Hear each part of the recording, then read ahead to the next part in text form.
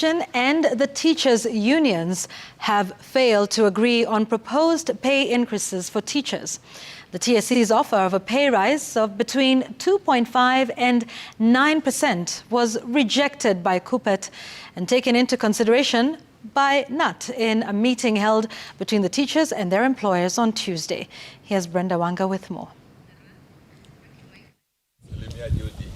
The Teachers Service Commission and the unions for primary and post-primary teachers, KNUT and KUPPET, had been called to reopen talks on the collective bargaining agreement covering the period 2021 to 2023.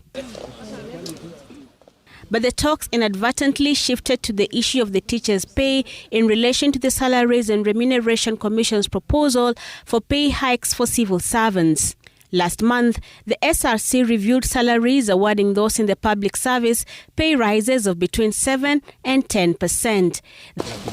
The meeting's outcome, however, falling short of the SRC's recommendation, much to the disappointment of the teachers' union, particularly for the post-primary teachers' union, KUPPET. Despite the fact that we had our own ambitious expectations and what our teachers expect outside there, for KUPPET between 30 and 70%. So when the figures turned out to be between 9.5 and 2.2%, we realized that maybe whether they are, it is the president who was lying to us, SRC lying to us, or Teacher Service Commission is not being genuine or serious with these negotiations. The proposal from the TSC, if accepted by both KNUT and KUPPET, would see the lowest earning teachers get a pay hike of 9%, while the highest earning teachers will get a pay hike of 2.5%. KNUT, on the other hand, says it will take the offer to its members, stating that although it is lower than what was expected, it addresses the balance between the highest and lowest earning of its members. Much as we thank the President, we also want to talk to Teacher Service Commission and tell them what we expected in the review is not what they brought to us.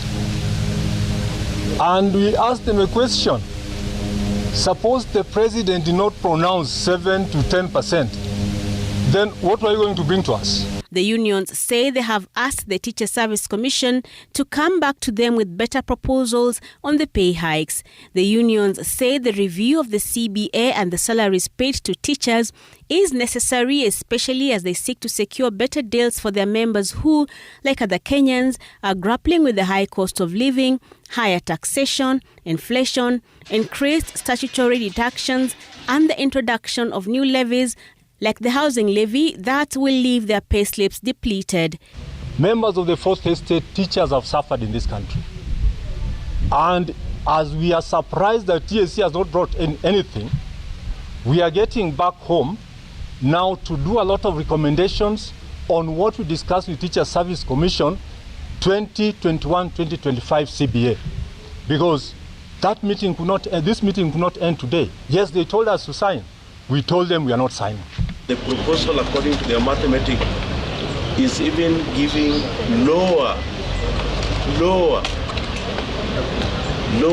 figures than the teachers outside there expect. The TSC and the unions will meet again early next week for further talks to seek consensus on the pay hikes and the provisions of the CBA. Brenda Wanga, Citizen TV, Nairobi.